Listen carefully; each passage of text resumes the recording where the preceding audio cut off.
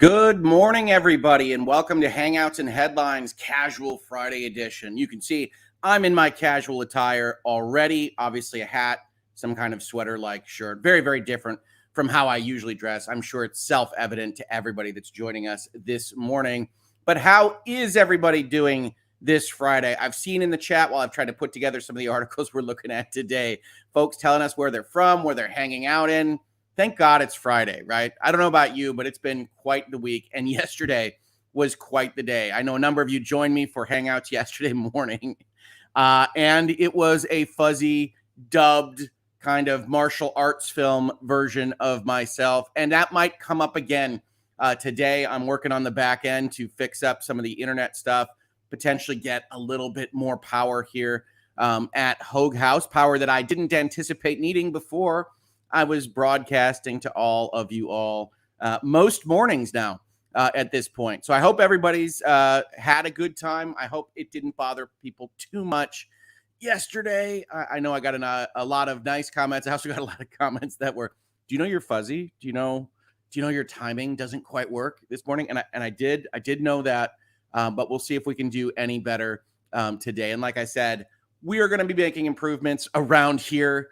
You have seen the new thumbnails for Hangouts. You have seen the new intros, which I really, really like. And many, many thanks to Chris LaRue, who handled doing the intros for Virtual Legality, doing the intros for Hangouts here. And we'll probably be doing some more intros for the channel. I don't know, maybe if we have some other concepts or ideas that we're working on at the same time. Who knows what the future might hold. Sometimes things work out great. Sometimes they don't. But Chris is fantastic. Please do check him out. He's linked in the descriptions to basically all the Virtual Legality episodes and certainly the Hangouts episodes. And he is deserving of your time and attention. Outside of that, we're probably going to see if we can get some lights in here, right? I know I have a certain kind of hominess to the baling wire and duct tape that is my camera setup that was good enough for Zoom calls for a couple of years, but probably could be improved a little bit. Now, I'm not going to have blinking lights in the background to indicate, how things are going on the stream or with the subscriber base or anything else. I'm unlikely to change my hair color or to do anything fancy, but we might possibly put something on the wall. We might do something with a lighting arrangement. And if you have any thoughts on that or any ideas there, chat with me here. Absolutely. Leave a comment. We're always looking to improve. And on that note, one of the ways that we are looking to improve is more and better and exciting material in this space. If you aren't on Twitter, first of all, congratulations. Second of all, you may have missed an announcement that I really should put in the community tab of this channel that we are having some fun tomorrow morning. If you haven't seen, we announced yesterday that we're going to be doing a little thing that we're calling Lawyers and Dragons. That's right. We're going to have three of my close YouTube legal friends, Alita at Legal Bites, Rob at Lumber Law, and Ian at Runkle the Bailey. We're going to be playing a game with a professional game master. We're going to be having some fun here. I am super, super pumped for this. So if you're at all interested, mark it on your calendars, 10 a.m. tomorrow morning. You'll see some other announcements go up from me. We have all sorts of posters and things. We have all sorts of fun planned for all of this. And to be honest, at least one of the people involved is a little bit nervous. So you can try to guess who, but it's going to be a wild time. That said, we are really, really, really looking forward to it. So please do check it out. And I just wanted to make that announcement here in Hangouts Casual Friday because, as I like to say here, primarily to embarrass my oldest daughter because she hates it. It's going to be rad. So please do join us for that. We're going to talk about some headlines, obviously, in this space. We've got Elon doing Elon things, but more importantly than Elon doing those things, we've got reporters and opinion editorial writers and whatnot disagreeing massively with what the status of this deal with Twitter is going to be, how we should feel about it. Everybody's got an opinion. Obviously, if you didn't see it, we went through the complaint within a half hour of it being released. I'm pretty proud of that. And it's a 3-hour video. So I know that's not everybody's cup of tea, but one, you can always watch me at high speed. Usually that works. I try to enunciate. I try to make it easy to watch me at a higher speed. So you can do that maybe when you're in the car or maybe when you're jogging. I don't know. Otherwise, I'll probably be doing a follow-up video. It might even be today that tries to condense some of the things that are in that Twitter complaint for folks that don't just have 3 hours to come and go through the entire document. Although I think it is a fun process to do. So please do check that out. Check everything else out. We've got articles where people are coming at very different angles on these various things. And we've also got a little bit, maybe, depending on the timing for this episode, we've got a little bit of Depp v. Heard and an article that Emily Baker has recommended for us to go through in this space that is actually I think a companion piece to the NBC documentary that we looked at yesterday. So we might also do a little bit of that if you're interested in that story. And we're just going to hang out. It's Casual Friday, folks. I don't want to take any of this too serious. We do a lot of seriousness throughout the week. Obviously, the world is a serious place. And I am very much interested in Fridays being a little bit chiller, a little bit more casual, not going through and just trying to find every single rhetorical device that a newspaper might be using, or lack of logic, or mistaken identity, or whatever else. But just going through this to have a good time. And I like Sally B here. Every day is casual for me.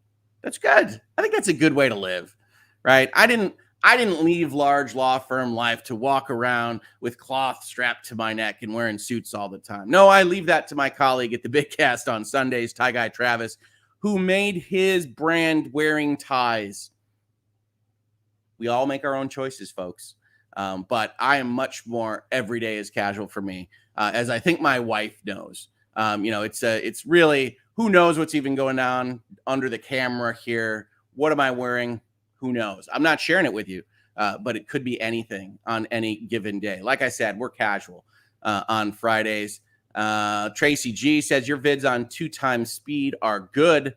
Thumbs up emoji. It's even better when you can get done listening to me faster, right? That's what you mean? No? I'm glad that they work. Absolutely. I've heard that from people. I honestly can't take myself past 1.75. That's how I edit if I'm editing any of these videos. But thank you. Thank you so much for saying I sound good. At 2x, let's see. Sometimes these buttons don't work so well. Annalie Finch says, I'm retired, so every day is casual day. Fantastic. Well, then we can do even more casual stuff on a Friday because it's Friday. Absolutely. Hello from South Carolina, says Abigail. Hi, South Carolina. Hope everything is looking good over there. Francis says logic was one of my favorite courses in college. Yeah, logic's fun, isn't it? I also love that the fact that the LSAT, the test you take to get into law school, is like 1/3 logic puzzles, complete with the grid, like you're playing in a magazine you get at the supermarket or something like that. It's fantastic. If you like that kind of stuff, you can get a good score to get into law school. Absolutely. I love Hangouts and Headlines for indulging my need to break down some more logical arguments. Fantastic. We're having fun. Spinelli guesses I'm wearing a kilt under the desk. I'll never tell. Who knows? Hello from Germany. Hello, Anthalia. I hope I got that right. And hello, Germany. Hello, Slovenia. Hello, Alma. Hello from Nebraska. So we went in a different direction there. We got Germany, we got Slovenia, and then Nebraska. So Nebraska, that's earlier there than it is here. So congratulations on an early morning wake up on a Friday morning here in the United States. Hello from New Jersey. You don't get extra credit. You're in the same time zone as me. Although most people think that Michigan is in the central time zone. It's very funny when you set up appointments with people, especially lawyers or opposing counsel that are on the coast or don't quite know exactly what the deal with Michigan is. Who does really, right? They'll often schedule the time and then we'll have a disconnect because they're like, I thought you were central. It's like, yeah, when the sun is up right now until like 10:15 or whenever, it feels like we probably should be central. But I'm not in charge of such things. Nobody puts me in charge of of all these various governance questions in Michigan or otherwise. So no, we're like the most westerly Eastern time zone state, which is why you'll sometimes hear me refer to us as being on the East Coast of the United States. And to that I say, we are for certain definitions of coast, as long as you're willing to say the coast extends like 1,000 miles inland, then Michigan can be incorporated, right? And certainly the Eastern time zone suggests that we think we are. And so, yes, we're in that. Oh, no, I'm not going to answer this one. Like I said, I'll never tell one way or the other. But thank you for the guess, Geely. Thank you for the guess. Hi from France. Hi, Giovanna. That's a cool picture on your profile. Prague is comfy today. That's awesome. Prague's one of those cities I would love to visit at some point. I think Prague, Vienna, fun stuff. Good morning from Ohio. I have visited Ohio a lot. If you're in Michigan, in order to get out, usually you're going through Indiana or Ohio. They've got us trapped in here. I think they like it that way. Hello from Tennessee. In virtual legality world, Hoeg Law hat, 3-piece suit. Well, Hoeg Law hat, shirt. Maybe I could be wearing suit bottoms. I mean, that would be unusual. But you don't know. Florida, Ireland, Wisconsin, California, Ontario. I love it, folks. Thank you so much for joining me this morning. It is great to see all these wonderful different places. Quebec, Netherlands, Japan, North Carolina. Very, very cool. Very, very cool.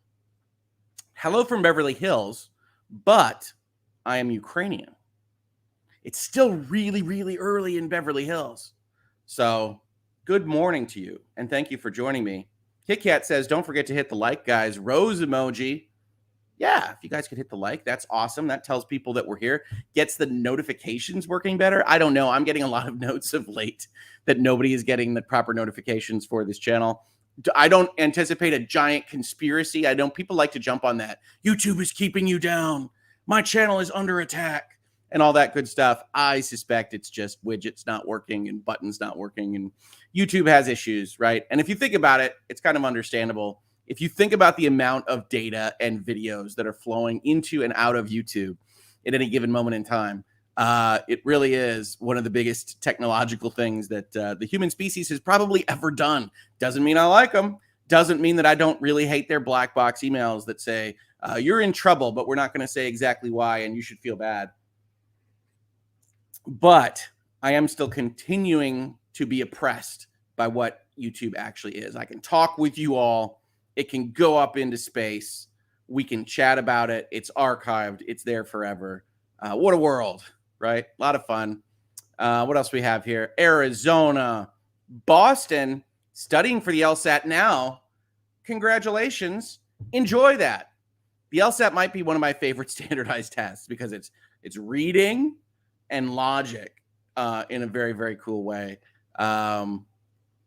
Jennifer says, I totally thought Michigan was central. Everybody does.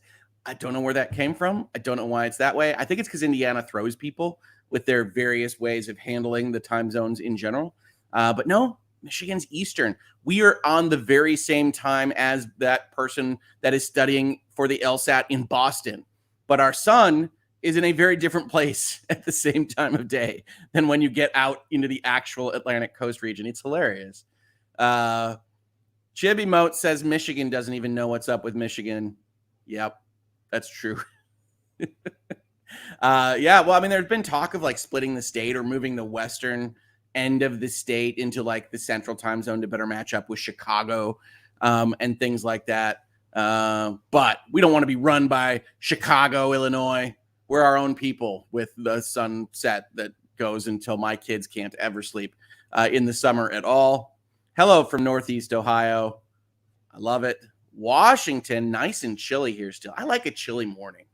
My favorite seasons, and one of the reasons I could survive in Michigan, is like a good brisk, like 50-degree fall morning.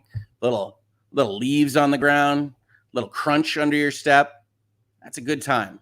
That's a good time. I don't much care for the super warm, which is why I don't go down to Florida as much as some Michiganders. There's an underground pipeline between Michigan and Florida if you've ever been here, including, look, Shar Sparkle Plenty. Hello from Florida with this sunglasses emoji. You better have some sunglasses because it does get sunny down there. We should all use UTC and forget about time zones. I don't know about you, but especially when I'm communicating with other YouTubers, for instance, that live across oceans, I always have to go in and punch what time is it for them, because I try not to like call or email or DM or whatever at like you should be asleep 3 a.m. For your time, but it's often hard to avoid.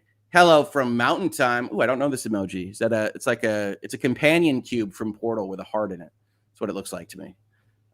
And folks that are interested, that are members here at the YouTube channel, first of all, thank you so much for the support. Really appreciate it.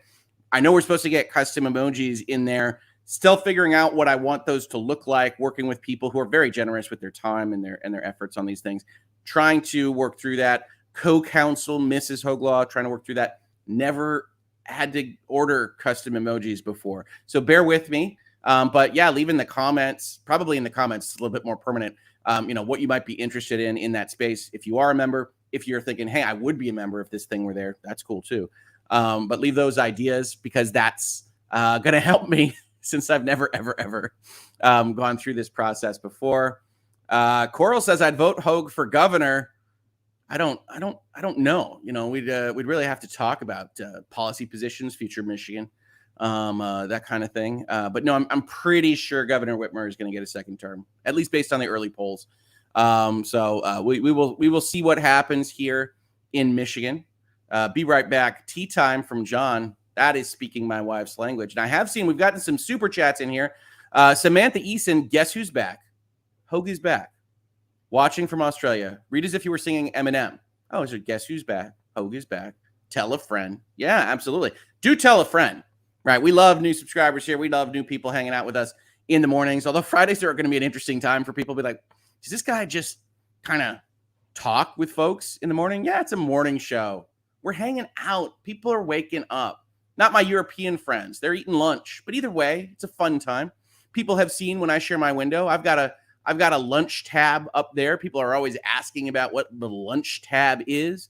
Maybe one day I will open my internet windows for folks. But lunch is, hey, I'm working at my work computer, but I need to relax my brain, and I want it to be something fun. So that's where ESPN goes. That's where MGO Blog goes. That's where a game review site that I really love called Quarter to Three goes.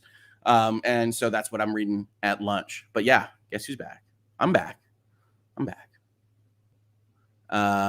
Skew SME Hoeg, don't think I'll change my hair color. Newsflash, Hoeg Law attacks Ninja.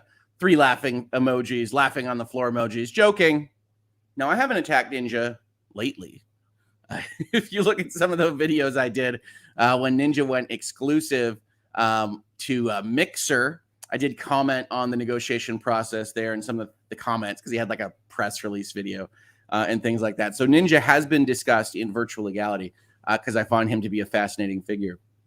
But no, everybody is welcome to change their hair color. I'm just saying that change isn't for everybody. Probably not for me. I don't think I could pull it off. If I did, it would probably be something that says, hey, can I look like a Dragon Warrior protagonist? And famously, mostly their hair is blue. But I think it would be a bad look. I really do. Maybe I'll do like, one of those app images. We can practice with that maybe at some point. But I think it would be a bad look. And I don't think co-counsel would like it very much. It's between you and me. Britt Cormier, you are so generous. Documentary is a very flattering way to frame that thing. Well, the weird thing about what the NBC video is it's mostly just kind of like clips and sentences in space, right? I want to come down on it a little bit harder than I did yesterday because I did go through it again because people asked me to look at it again. But it studiously avoids having a thesis technically. Right. When you look at that video, it's a half hour long, but it's always just these quotes. It's always just, are you coming in to tell me I can't change my hair color? Is that what this is about? Let's see here. Absolutely no hair color change. That is the note from co-counsel. You know what she doesn't realize, though, is that makes me want to do it more. So you give me those notes and it becomes more likely. No, seriously though, I'm not going to do it, honey. Relax. But yeah, the NBC News video just puts these quotes in there, and I maybe should go through it on a transcript basis, because what it's doing is a little bit more nefarious than some of the other things we analyze in terms of rhetoric. It's putting concepts and ideas next to each other in order to create an impression. And that impression is that the court system is out of order, the world is broken, Amber Heard's a victim, and look at all the people who are negatively affected by this case.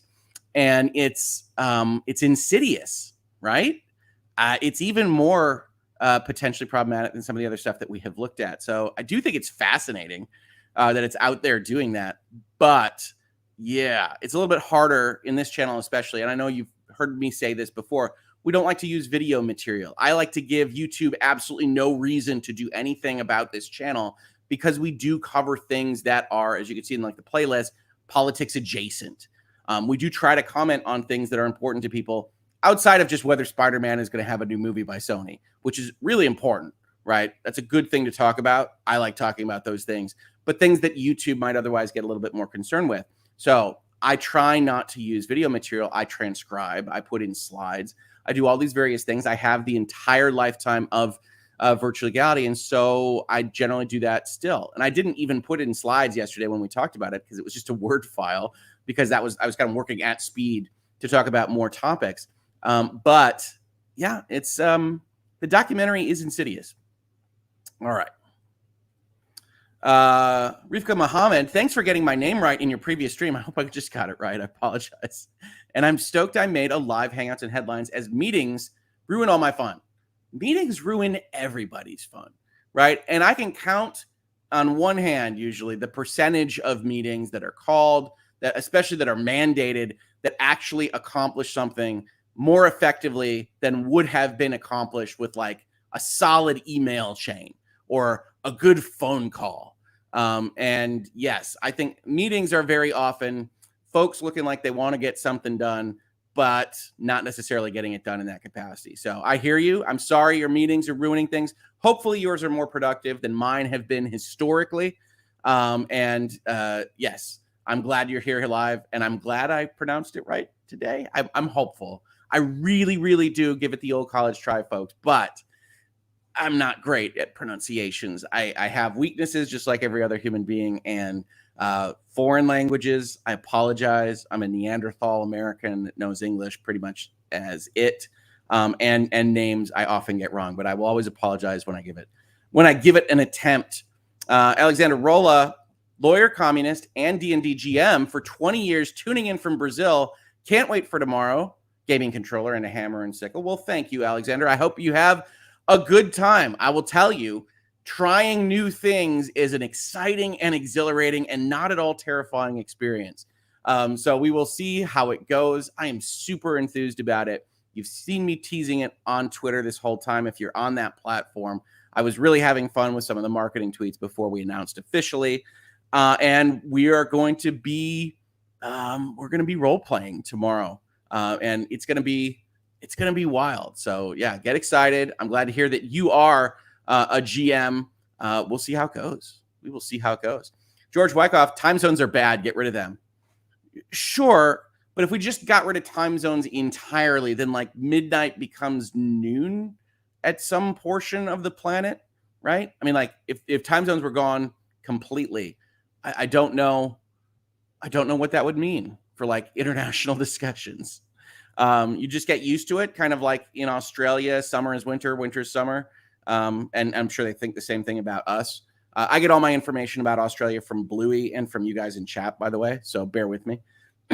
But yeah, maybe it could work. I don't know. I think time zones are probably functionally a good idea. But yeah, you could just kind of completely change your understanding of how the clock works. Allison Barber, I am a Washington native. Dad's a Michigan native. We're currently in Illinois. I will always choose cold too. Shivering emoji. Yeah, over extreme heat, I'll take extreme cold. But yeah, I'm not having a great deal of fun in the winter in Michigan. I'm not going to lie. But I really, really do love the crisp mornings in the spring and the fall. Sybil Mike, Blue hair at 200,000 subs. See, I have professional Zoom calls. Unlike some of my colleagues, I still do, high-end transactions work. I will take it under advisement, but I don't think this one's going to happen. Maybe we can come up with something else that would be equally fun for a 200,000 subscriber goal. Absolutely. Crazy Cat Queen, could we all just send some love to Mrs. Hoeg? Absolutely. I send her love all the time. Who allows Rick to stream so much awesome content? Heart emoji. It really does fall on her a lot. More drives with the kids, all sorts of things. Absolutely. Send in those clap emojis or whatever else you like for co-counsel, Mrs. Hoeg Law. She is amazing. And I wouldn't have not been able to expand the channel as I have been doing without her support. So I think that's a great note, Crazy Cat Queen. And thank you so much, honey. I appreciate it. Andy, the game maker, the best kinds of meetings are meetings to plan meetings, especially on Fridays after lunch.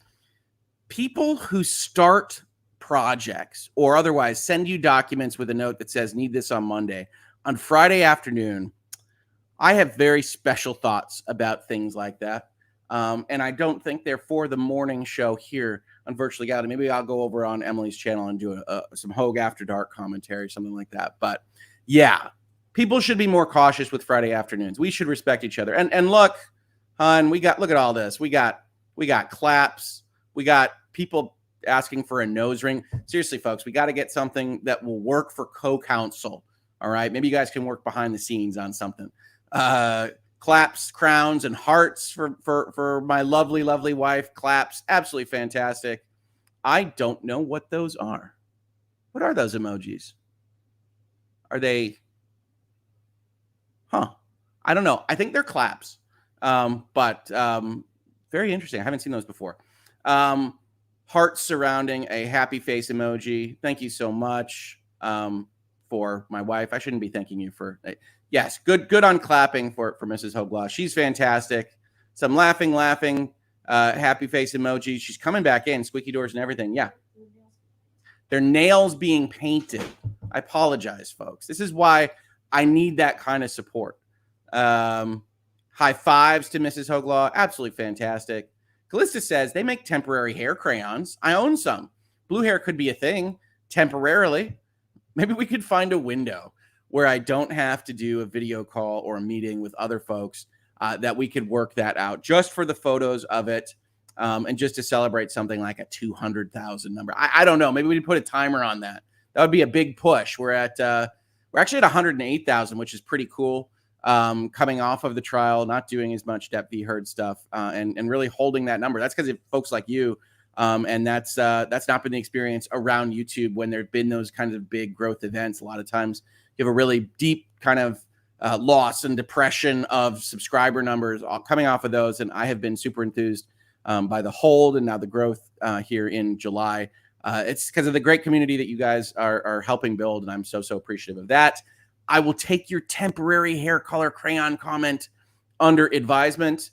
You, Lawful Masses, and Legal Eagle are all awesome. Yeah, I think there's room for everybody here. And I've talked with Lawful Masses. I think I've been on Lawful Masses channel. I know I've been on Legal Eagles. We're regularly communicating on Twitter. I should do that more. The more different places that you can go and get information, especially from different perspectives and different voices, the better off you're going to be. Reasonable minds can differ and reasonable minds can agree, right? There's a corollary there. And I have a lot of fun with those folks. In fact, for some intellectual property stuff, I say, yeah, don't go talk to Lawful Masses because sometimes they're going to have a better understanding of issue X or issue Y than I am. Lawyers all have specialties, and lawyers have stuff that they're more comfortable with than others. Let's ask your kids what I should do. No. Are you kidding me? How dangerous is that?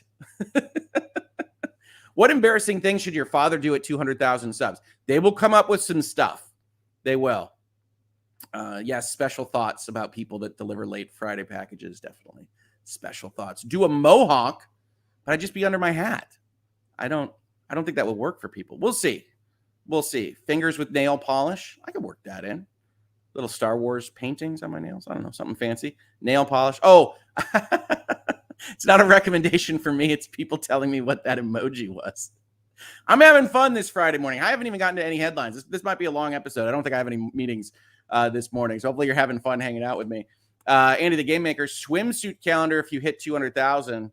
I think the right approach to that is no swimsuit calendar if I hit 200,000. Like it's a threat. It's like an extortative statement. We're going to put this out there and it's going to be on the screen unless you all get me 200,000. But no, it's a good idea, Andy. Thank you. Appreciate it. Hoeg Law giant unicorn plushie for 220,000. 220 would be passing Michigan Stadium to the Revenge of Michigan Stadium. Man, a branded giant unicorn. Write that one down, co-counsel. We do love unicorns in this house. We do love giant plushies.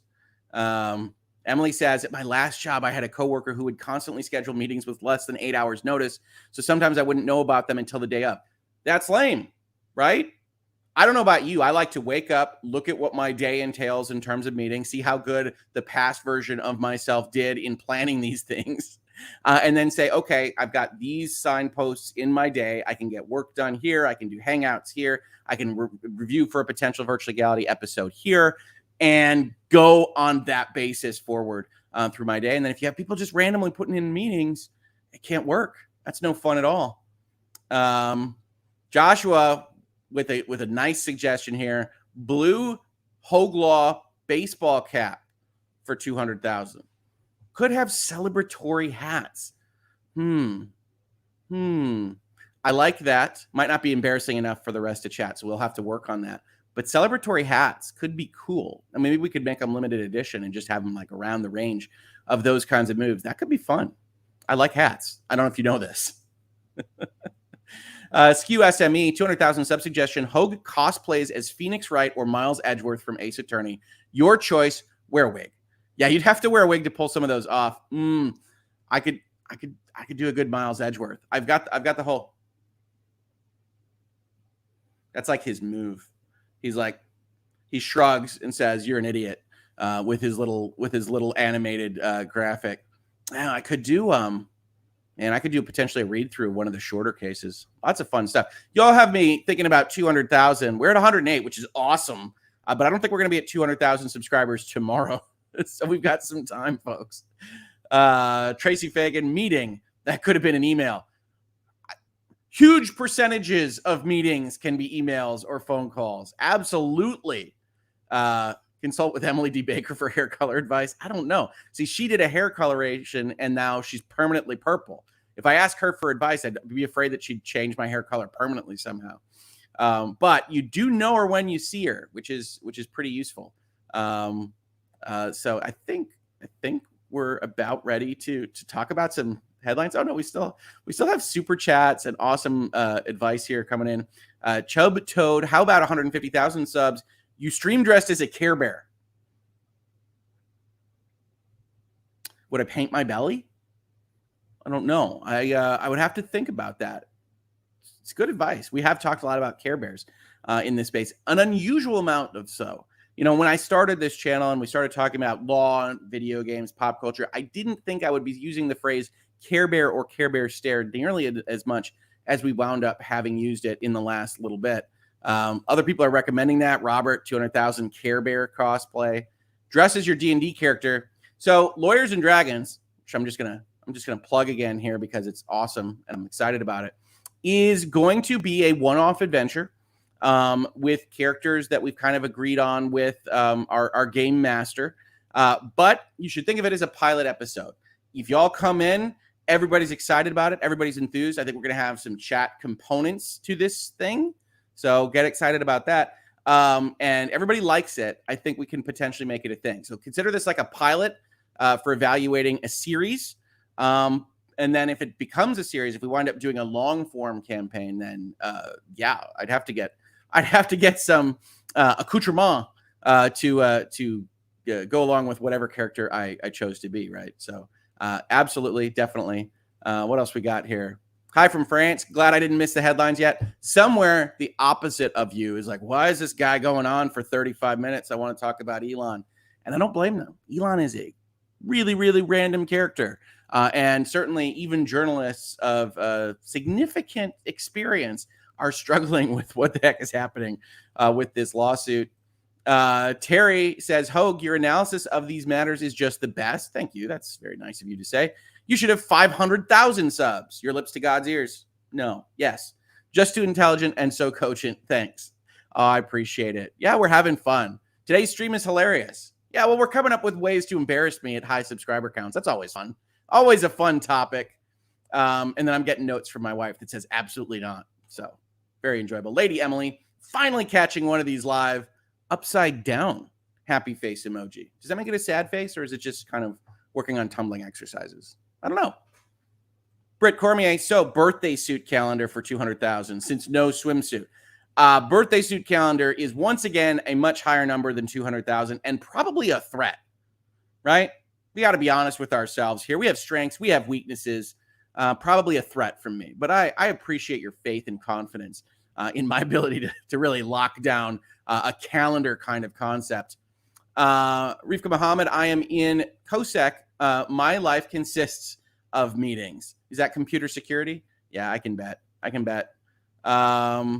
Let's see. Hats is the best so far. Hoeg's blue hat was superb. Oh, the Mickey hat. That's been lost to the annals of time right now because that stream still hasn't coming back. So I'm trying to get that stream back. We'll see if that ever happens. But yeah, I like wearing fun hats. Rose Moon, 150,000 rainbow Care Bear hats. Again, I think headwear is the right way to go here because it doesn't mean that I have to have it on a Zoom call with some giant corporation and explain how I can help them do their merger and acquisition while my hair is doing whatever or my nose ring is just glinting in the moonlight. But wearing a hat, special hats for celebratory occasions, I think could work. Could even do a Care Bear themed. Of course, not Care Bear itself, because that would be in copyright infringement. But Care Bear concepted out Hoeg Law hat. We're gonna have to get a fancy hat guy.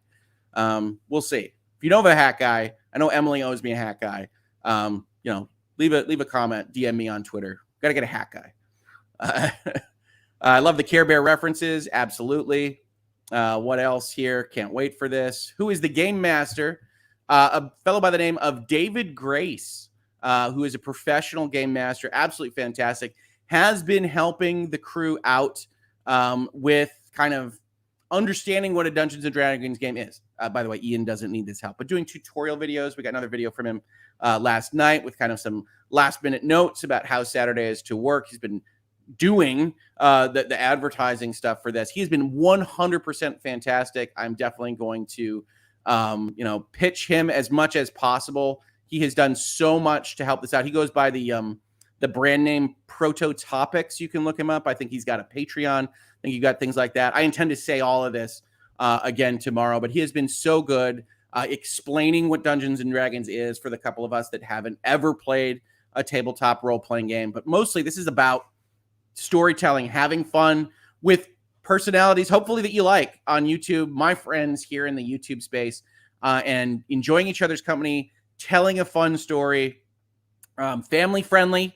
So when we were putting this together, David and I said, family friendly, no politics, no drama about our real life personalities or anything else like that. This is going to be a pure one-off celebration of role-playing, gaming, and friends. Hopefully having what I think is going to be a fun time, an awesome time, and a funny time. If you've ever heard Ian Runkle just go off on random tangents that are both funny and then sometimes vaguely threatening, I think we're going to have a blast with him role-playing, doing some lawyers and dragons. Kevin Brace supporting Hoeg's Law. Hoeg's Law sounds like somebody took Hoeg Law and made like a somewhat silly sitcom about me as a judge in rural Alaska or something like that and put it on Fox from the mid-1990s. Hoeg's Law. He tries to be a dad at home while running a YouTube empire and, of course, judging in the court of whatever. What's going to happen this week as somebody accidentally shot a deer? Whatever that might be for Fox's commercials. I love it. Thank you so much for the support. Hoeg Law Care Bear Rainbow merch. I think it's a possibility. I think it's the kind of thing we could do. Who has more hats, you or Leonard? I have more of these kinds of hats. Normal people hats. But Lawful Masses has so many cool different hats. And I always love to see him in it because he always puts him in the thumbnail. It's like, what are you wearing today? And he's got a lot of fun, weird ones. He probably has more hats than me, but I do have a lot of hats. This is a lot of fun talking with you all. This is Casual Fridays, hanging out. The George Costanza painting in the background at 200,000. Huh? Maybe. Maybe. We've got questions for co-counsel. I don't think she's going to reveal her secrets on this. What kind of dragon crafts are everybody planning for tomorrow? And what a great idea tie-in. Yeah. My wife and Hoeg House are doing some crafts during Lawyers and Dragons. They love crafts. They love creating. That might be a thing. We got a lot of plans here to continue to have fun with you in new, different, and exciting ways. Apple Juice says D&D confuses me. I can't wait. Yeah. And what we've tried to put together, and people ask me this on Twitter, is a concept that is 100% accessible, both to players that have never played, which we do have in this group, and people that have never understood or otherwise had fun, and engaging with that on a much more high-level basis than here's my armor rank and doing really fancy battle things. It's going to be storytelling and role-playing and having fun more than anything else. We'll see if it works. I'm confident that it will, but we're going to have a great time. A Rundle hair wig, blue. I'd have to ask Ian. We want to make sure we keep everything comatose, as I like to say. And people always accuse me of using arcane or weird words. Just watch Stranger Things for D&D. Absolutely. Well, we're coming off of Stranger Things season 4 with all of its D&D stuff, and my daughter is very jealous of not being able to be in Lawyers and Dragons directly. So we'll have to see what happens there. Did you buy dice or just going digital? We'll be using digital dice for purposes of this, just for cleanliness in terms of a live stream where 6,000 things can go wrong, and we're hoping that none of them do.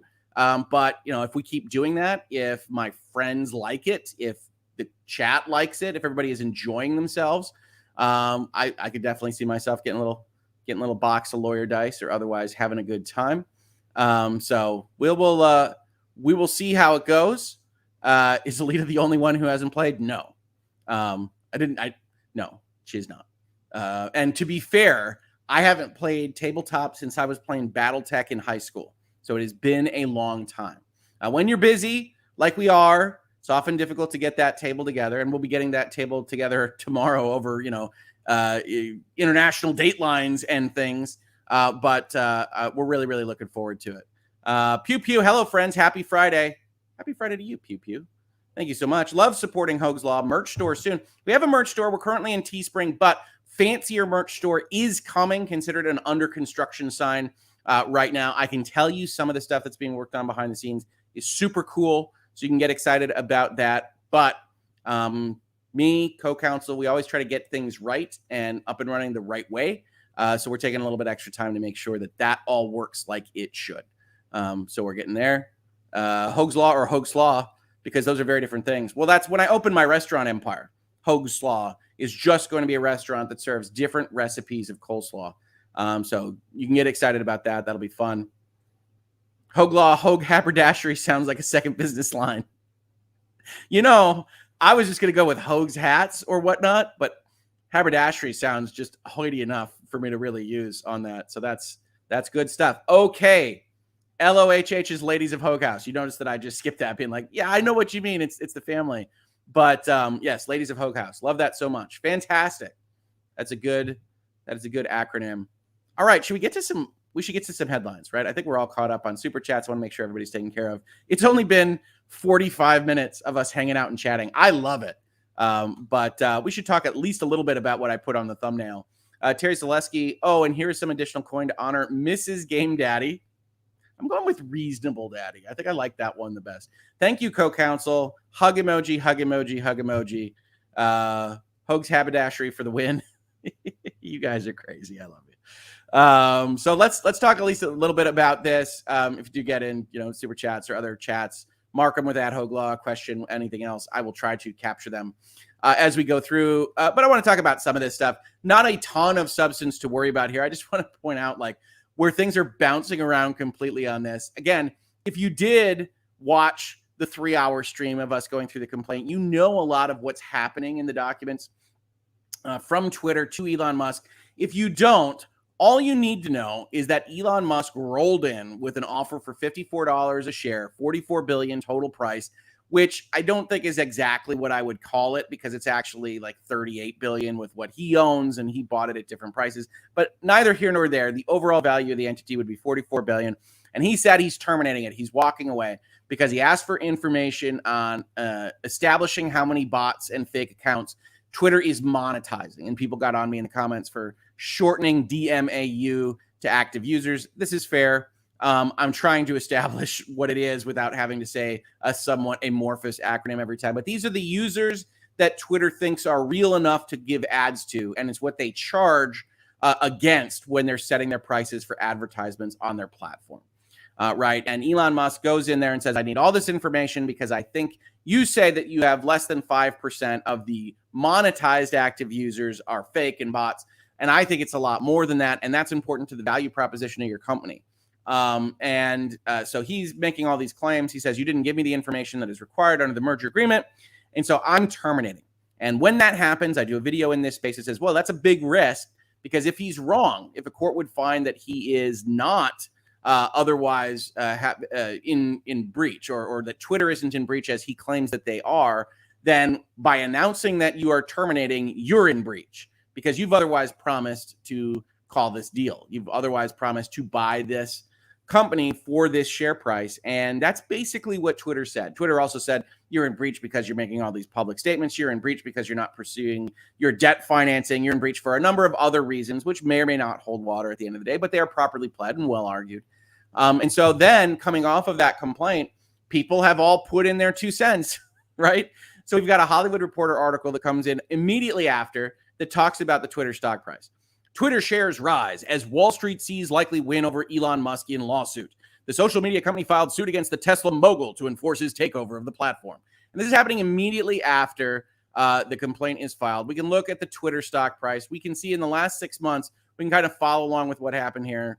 Kind of depressed. The deal actually goes through. People think that it's pretty likely to happen, right? So they're buying shares at $50 or $51 when the deal comes to fruition, when it gets signed up, and then Elon says, I'm putting it on hold, and it goes down. Much less of a chance. This is the on hold kind of number. What is happening? Elon and Twitter are fighting, etc. And then Elon announces it's over, goes down to here, and then people reconsider it. People look at it and say, well, if we actually think about things, we're pretty much still at the on hold phase, right? So we're in the middle of happening, not happening. This gets presented, this bounce back up gets presented in the Hollywood Reporter as what Wall Street sees likely win. And I think even if we look at the text here, which we will, what they see is not guaranteed loss. And those might sound similar or the same, but they aren't. Not guaranteed loss basically means Twitter could potentially get something out of this. And I think that's what you're seeing here. But it's only returning basically to the Elon thinks it's on hold, mom and dad are fighting, we don't know what's going to happen, versus apocalypse, which is fair. There are folks that think Twitter can win. When I go through that complaint, I say Twitter presents a strong argument and a good narrative for an individual that was playing games and asking pretextual questions about data. Pretext, of course, being lawyer code for lying liar who lies. And that Twitter at least presents from its perspective of the world a good, reasonable belief that Elon was playing games with their hearts and was trying to get out of the deal as early as the top of May, where you see him start to apparently send letters that say, what about your bots and all this stuff, after they correlate it to the Tesla stock going down, right? And I just pulled up an example. If you're not familiar with what's happening in the stock market, we're having a tough time here in 2022. I pulled up NASDAQ. But you can see it takes a big dive. It continues to kind of be down 16% over the last 6 months. And so Twitter isn't really doing anything super weird here, but they are obviously going through a $54 price, which is up here at the top, and whether or not that's going to come to consummation. So I don't think Wall Street sees a likely win as much as they see not a guaranteed loss when we're looking at all of this stuff. But that's still important, because when two titans fight, it's still worth noting what the market thinks of these things. Now, I also generally have a problem, as you've heard me say in Virtual Legality, with a Wall Street sees kind of concept. One, because Wall Street is an amalgamation of investors. It isn't a thing like that. It doesn't see things like that. It has different motivations. And then even if it did, even if this thing rocketed up and you could say, well, investors as a group are clearly enthused about X, Y, or Z, you don't actually know why. Nobody does, right? This is your thesis of what that analysis might be. You don't know that it couldn't be some kind of phase of the moon that just got everybody super excited about whatever it is you're talking about. Obviously, in this particular case, we're generally going to be talking about an acquisition that's either going to happen or not happen. But I always don't love rhetorically when you see this kind of concept. Wall Street isn't a monolith. And when you see people say why something happens in the stock market, it is always and forever a guess. Doesn't mean it's not an educated guess. And we can still take something from analysis like this, but it is a guess. Because again, they don't have a monolithic view on anything. Anyway, look at that face. That's quite the photo selection from Hollywood Reporter. He looks like he's a Bond villain here. I know many of you might think that he actually is, but he certainly looks like it in this picture, right? Elon X. Twitter shares closed up 8% on Wednesday, so this is a day or two old here. The market hasn't opened yet as I'm taping this. As Wall Street appeared to view the lawsuit filed against Elon Musk tipping in the company's favor. Again, it's after analyzing it, after reading the complaint like we did on the night, Twitter has a better case than one might think. And then you get this bump. We get the description of the lawsuit. Twitter, Wall Street, and others, however, believe Musk won't get away with it. It's a raw assertion, right? I guarantee you that Twitter, Wall Street, and whoever the amorphous others are don't share a singular belief about what's going to happen here. They might generally think that Musk isn't going to walk away scot-free, but we'll see an article that suggests that he will, even though I think it's probably wrong in the other direction. And now you see Hollywood Reporter primarily quoting an analyst. Here, Wedbush. This now becomes a game of odds, legal analysis, as the debate around Twitter's case against Musk starts to get factored into the stock. We believe many investors spent last night reading the case and ultimately concluded that this Game of Thrones battle in court will result in some version of a Twitter win. Now that's hedging, right? This is what analysts do. This is what lawyers do. You hear me hedge all the time. I use all sorts of probably words here, but this is saying some version of a Twitter win. They get $1 billion. They get a smaller portion of $1 billion. Whatever it might be, that's technically a Twitter win. That's not what people think when they read the headline to the Hollywood Reporter, of course, but it could be exactly what happens here. One investment firm, more commonly known as a short seller, they believe Twitter stock will go down, tweeted that it was now taking a long-term position on Twitter. They now believe Twitter stock will go up, with the bet that the company will likely prevail over Musk. We've accumulated a significant long position in shares of Twitter. Twitter's complaint poses a credible threat to Musk's empire. Now, that's interesting in and of itself because Musk's empire is largely built on Tesla. This kind of analysis would suggest to me that you have a position on Tesla, not so much on Twitter. But either way, credible threat is just that. It's a credible threat. Twitter has a chance to cause some damage and to win. And on that, I would agree. You then get a little bit more background. Having mounted a public spectacle to put Twitter in play, this is the top of Twitter's complaint, just in case you haven't read it, and having proposed and then signed a seller-friendly merger agreement, Musk apparently believes that he, unlike every other person subject to Delaware contract law, is free to change his mind, trash the company, disrupt its operations, destroy stockholder value, and walk away. It really depends on what's in the contract, honestly. But Twitter has some good arguments that what is in the contract protects them. As part of the agreement, Musk also agreed to a $1 billion breakup fee if the deal could not be completed, which some argue could come into effect here. Everyone on earth should argue could come into effect. You've already got the weasel word with the could. You don't need to have the some. Every lawyer, every contract analyst, every investor who's looking at this should believe that the $1 billion breakup fee could come into effect. Already protected. You're doubling up, Hollywood Reporter. There are a range of possibilities that can come from the Delaware court, including settlement, breakup fee paid, deal enforced, and a myriad of other outcomes. This is Wedbush again. For now, Twitter stock will continue to trade as a standalone basis with some incremental value for a win versus Musk in the courts, as the long and ugly courtroom battle now begins to play out in Delaware courts with a possible September trial, which I'm sure is trial. Trail is used a lot as the typo for trial, on the calendar. And that might well be the case. But even here, when you see this analyzed, it doesn't lead you to the headline, right? This is why we do headlines. Headlines are ridiculous very often, and the Hollywood Reporter falls into this trap. What this says is there is a portion of the purchase price baked into the possibility of Twitter winning, which in fact I agree with entirely. This is people reading it and saying, Twitter could win this.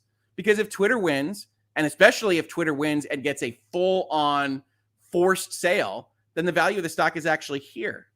But the value of the stock being here doesn't mean that Wall Street bets on a massive Twitter win. It just means that Wall Street looks at it and says, Twitter could do something.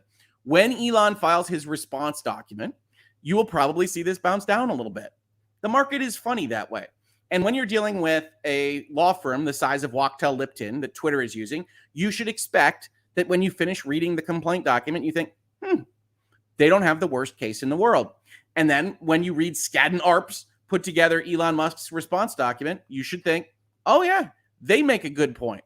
And the market will bounce and bound and do what it does here. But this right here doesn't mean that Wall Street thinks that Twitter is going to get a big win, right? So the Hollywood Reporter putting together some stories, that's fine. Likely win, that's wrong. That's fine. And the Wall Street Journal, of course, having at least some notion of what Wall Street thinks, your mileage may vary on the op-ed page of the Wall Street Journal, of course, confuses the average layperson's understanding of all this, especially if they just finished reading the Hollywood Reporter with Twitter's lawsuit against Elon Musk looks like a loser.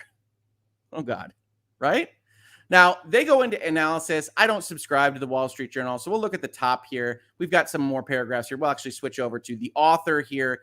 It's a co-authored piece, but the authors appear to be both at the University of Chicago Law School. If you aren't familiar with kind of the philosophies of the law schools, University of Chicago is more of a, I don't know what you would call it, a libertarian kind of bent on law. That doesn't always impact kind of corporate analysis here, but I think it does a little bit. And so we'll look at the opening paragraphs here. We'll also look briefly at analysis done by another professor. I'll link that in the description if I remember to do so. But they say Twitter has sued Elon Musk, seeking to compel him to buy the company for $54.20 a share. Many observers think the company will prevail, or that Mr. Musk is likely to at least to pay the $1 billion breakup fee. They are wrong. That's strong, by the way. Coming out with an opinion, that is straight up, they are wrong. He is likely to walk away largely unscathed, a belief reflected in Twitter's stock price. This case will be a good lesson on the limits of boilerplate merger agreements and the difference between a corporation and its shareholders. Now, what's interesting about this, right, is we just read the Hollywood Reporter tell you that this stock price means that Wall Street thinks they're likely to win. Now, I think the Hollywood Reporter is wrong there, but now you have a Wall Street Journal opinion that comes in and says this stock price means that Wall Street thinks that they will lose. That is a diametrically opposed position. Only one of those things can be right. I don't think that either actually are. The merger agreement in this case could be read in a way that permits a court to order Mr. Musk to buy Twitter, as most of them can. There's a specific performance clause. He and two entities he controls agreed that they would not oppose such an order, though that's still baked into what the court thinks is equitable, and that's not getting discussed as much. Through a remedy known as specific performance, you will do this thing. Although litigation is always uncertain, it is hard to imagine that a court would force the purchase of a $44 billion corporation. Now, if the law is blind and acting as impartially as it should be, the very fact that Delaware pretty regularly orders specific performance against what it considers to be bad actors in a scenario similar to what Elon Musk could have done here, at least as accused by Twitter, shouldn't change just because of the size of the deal. And even if it did change based on the size of the deal, Elon Musk is one of the few people on earth that can eat a $44 billion order like this. Specific performance is used fleetingly and for good reason. It is the ultimate act of coercion. Here you're getting some of that kind of University of Chicago flavor. And it makes sense only when there is no alternative. If one agrees to sell Hearst Castle but tries to back out when a higher bid emerges, a court may specifically enforce the contract. There's only one Hearst Castle, and no other remedy can make the jilted buyer whole, which is just a reference to something else. But of course, there is already a fiduciary duty carve-out in the merger agreement between Elon Musk and Twitter for a competing bidder, because the board has a fiduciary duty to maximize the value of the stock in Twitter for its stockholders. So I'm not sure this analogy holds up. And this is all we have is the opening three paragraphs. Like I said, we do get some folks responding. This is Professor Bainbridge, who talks a little bit about this. There's some more paragraphs he finds. Delaware courts have rarely ordered specific performance in merger agreements. And I think this professor rightly calls out what I've found in my research, which is effectively the number of cases in which Delaware courts have been asked to grant specific performance of a merger agreement is relatively small. The ask is not usually make this deal happen, but the percentage of those cases in which Delaware courts have granted specific performance against a buyer wrongfully seeking to renege is relatively high. That if we were to look at this outside of a vacuum and actually evaluate how the state of Delaware operates, you would look at specific performance, which is something courts don't like to do. They don't like to make you do things if money would otherwise solve problems. And Delaware says, because they are the heart of American corporations and they have an interest vested in making sure essentially corporate contracts are honored in their state, that they will more likely than other courts in similar circumstances move forward with forcing you to buy the damn company. And I think that's correct.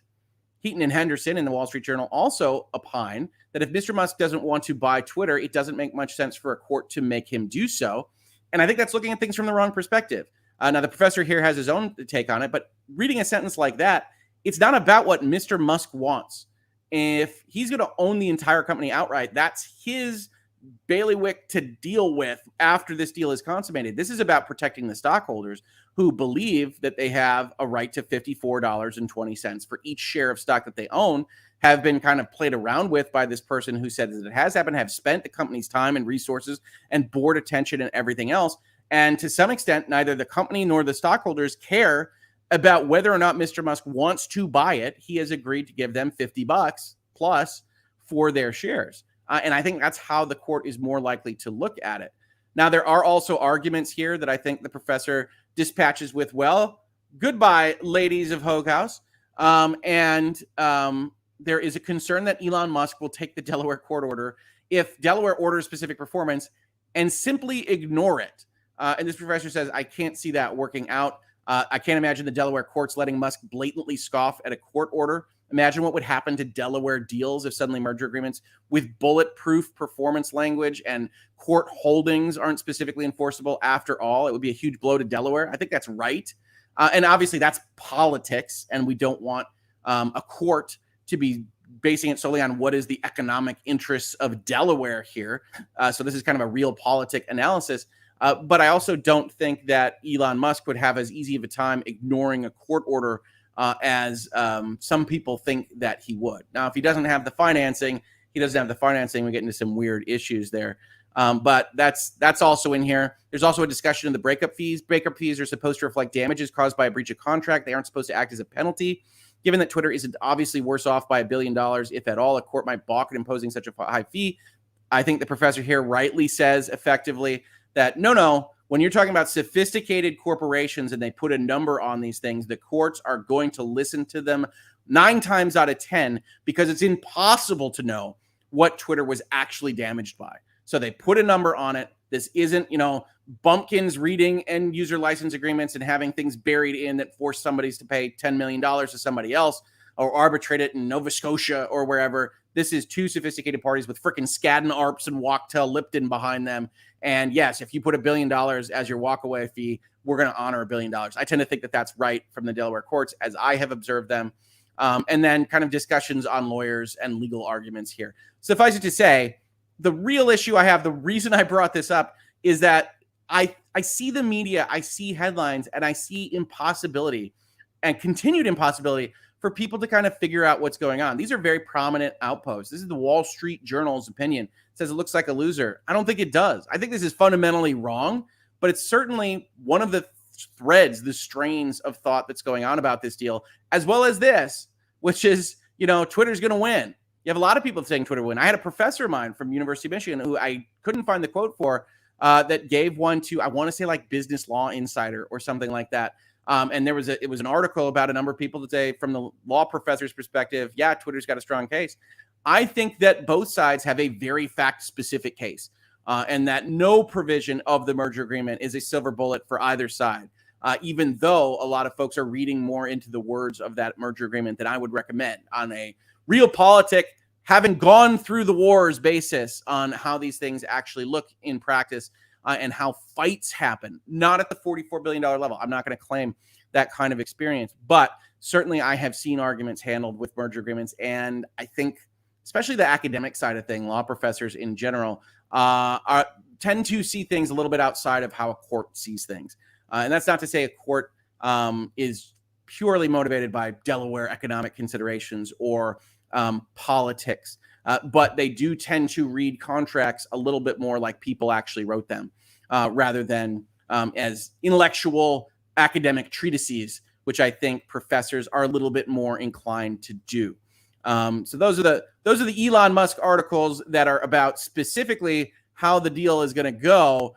And then you get to things like Vanity Fair here in a purely white page, because this is kind of an art avant-garde piece, and it's definitely not, because it's not loading very quickly, that says Elon Musk versus Twitter, everyone loses, right? You always have the option for pox on both houses. So those are the various flavors that we see in the opinion pieces. Elon Musk's going to win, Twitter's going to win, and screw them all. We're not rich. Let the rich people deal with their issues. And this is an article that has a bunch of stuff in it. One of the things that they pointed out was, they say, insiders I spoke with said the complaint, like banked obituaries, like when you write something in advance of somebody dying for a newspaper, was in the works long before Musk pulled out of the deal, a sign that this entire charade was almost certain to end up exactly where it is now. This goes too far in its assumptions, right? I have no doubt that when Elon Musk, the world's richest man, starts to complain about information, puts out a tweet that says the deal is on hold, starts to act erratically, which I think even Elon Musk's letters, if we really read them, suggest that he was, that you start talking to your people and saying, let's prep what a litigation would look like here. What are the arguments? Make sure that you're putting all the memos in the file about what his requests are, how we're trying to respond to them. And I think you probably see that in the shadow of potential litigation as soon as Twitter starts responding to those data requests, as it described itself doing as best it could and bending over backwards, etc. Does that mean that this was a charade or a charade, however you want to pronounce that? No, it doesn't. It means that a good corporate board, a good legal firm is going to be ready for contingencies and would have started that process, because it makes sense to spend that money and that time and that resources once things start getting a little bit weird with Mr. Musk. So it's preparing for disaster, not assuming that disaster is inevitable.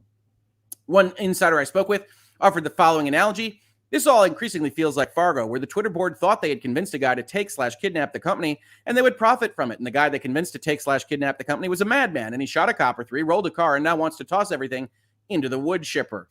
And I really like that analogy. Again, we have anonymous sources here. We're not taking them really for the truth of the matter asserted, so we don't have to read this article with the normal chip on our shoulder or salt. But I just really like that analogy, because I do think that there's a certain amount of feeling from the Twitter side of things that say we swallow the poison pill. We don't want to be bought by this crazy person. But once we're in, hey, $54? Are you kidding me? $54? We can get out of having to deal with this company and all of the issues that it's had. We can get everybody paid $54 and we can walk away. That is not the worst thing in the world. And then this spirals and spirals and spirals. And now it does look a little bit like a Coen Brothers film. Unless you've got some weird fetish for reading M&A legal filings, you probably haven't dug too deeply into the tit for tat between Musk and Twitter.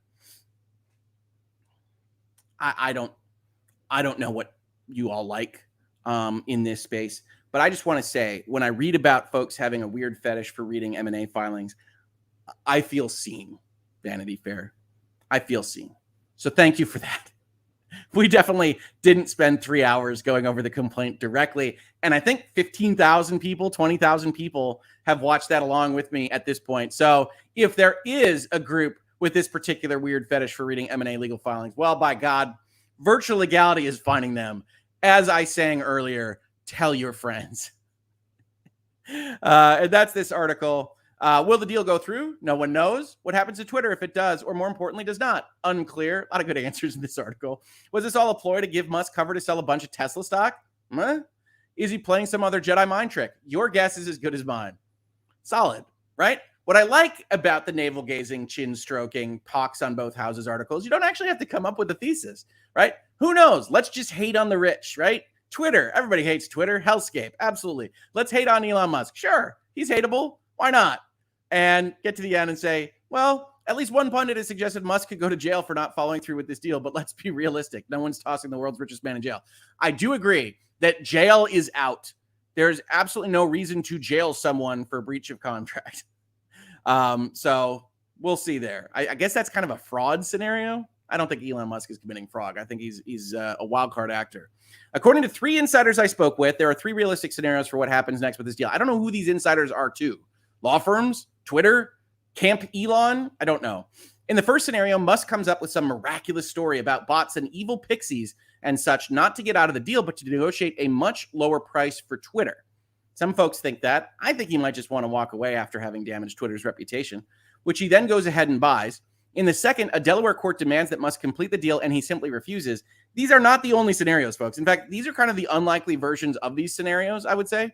Most likely is if he proves this stuff, he walks away. He could still be negotiating for a lower price. It's a possibility.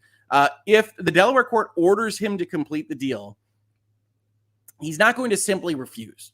If this were going to be a legal process where he's trying to not buy Twitter, he would try to establish that he can't get the financing. Do you have to believe him, especially when he owns as much Tesla stock as he does?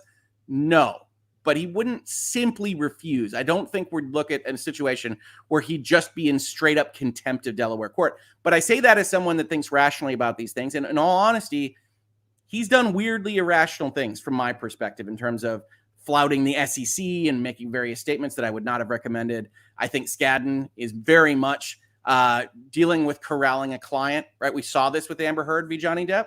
We saw that Team Bredehoff Rottenborn clearly had issues with managing Amber Heard. We saw that in cross-examination and direct examination. I think Skadden Arps has had difficulties dealing with Elon Musk here. You could tell there was a strain on some of the things that they were saying in the letter that they wrote. We talked about that in that video. And in the third, Musk succeeds in getting out of the deal without paying a penalty. See, I actually think that this is wildly reductive. There's like 1,000 different scenarios that kind of fit within a lot of this kind of templating.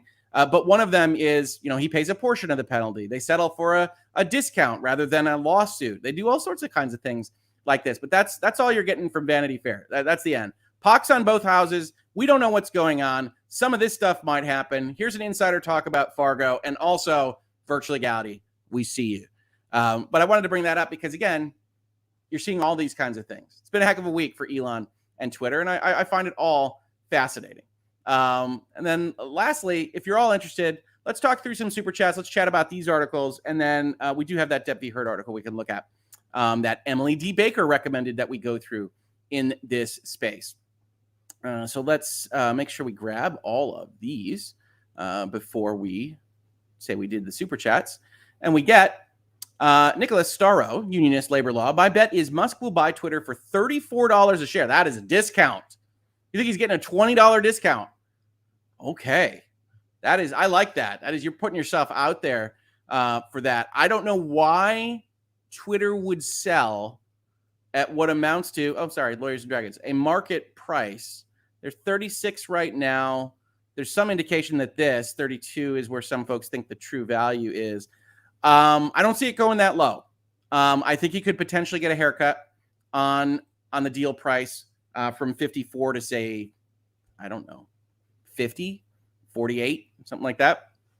But I would be surprised if a deal gets done for 34. And I'd be surprised if actually the stockholders kind of went with that if the market's otherwise selling to them at something like that price. But thank you for the comment. Britt Cormier, Elon versus Twitter. Elon, I will buy you. Twitter, no way will we ever allow that. Elon, you're right, and I'm walking away. Twitter, you cannot walk away, we will sue. Yeah, well, I mean, that's true. Twitter says, no, we don't want to sell. Their lawyers to get to them, they say, well, $54 is pretty good. The board says, yeah, okay, that's right, $54. And now Elon's like, I don't want to spend that. I'm walking away. And then Twitter says, no, we were already spending the $54. So come back. We don't want to deal with this company anymore. We're done. Come buy our company. But you're right. I think this is what Elon was commenting on when he tweeted out about it being ironic. Definitely, right?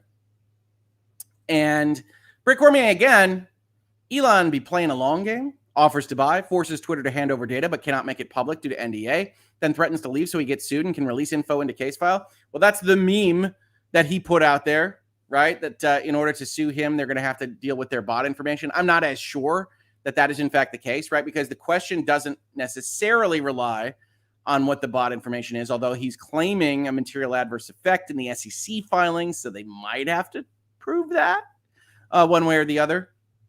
But his primary argument is that they're not turning over information that he's requested. And that's where the biggest fight comes from, in my opinion, is to whether or not they are actually complying with that covenant or not.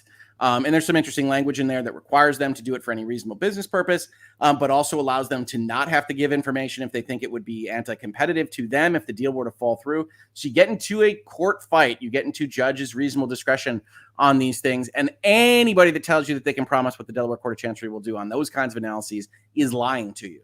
We can give best guesses. We can talk about what we see in that agreement and what we would do if we were potentially sitting there as a judge. But in the absence of discovery and in the absence of what those email chains might look like, how people were communicating about what they asked for and what ideas they wanted to convey, we're guessing as to what that looks like. And I think that's the strongest argument. Twitter basically says he's asking for crazy stuff. We don't have it. We don't have to make it for him. Elon saying this is normal stuff. I'm evaluating the company. Twitter says he waived due diligence. They're wrong on that. Elon says I didn't. But Twitter then says he's asking for more stuff than he should be under this provision. Very possibly. And that'll be an evaluation by a judge in a court of law. And, yes, people get excited about this trial. I don't think it will necessarily be a trial. If it is, we'll be covering it here. I would get excited, folks, if you're interested, that this is going to be a much longer playlist than I thought it would be, looking into Epic versus Apple kind of thing, looking at, response documents, looking at some other stuff that we might see.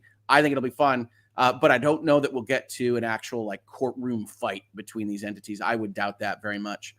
That, Sarah, happy Friday, isn't it? Happy Friday to you. Merch idea equals M&A pinup calendar. The good, bad, and ugly. AOL Time Warner, AT&T Bell South, Disney Pixar, ExxonMobil. So many choices.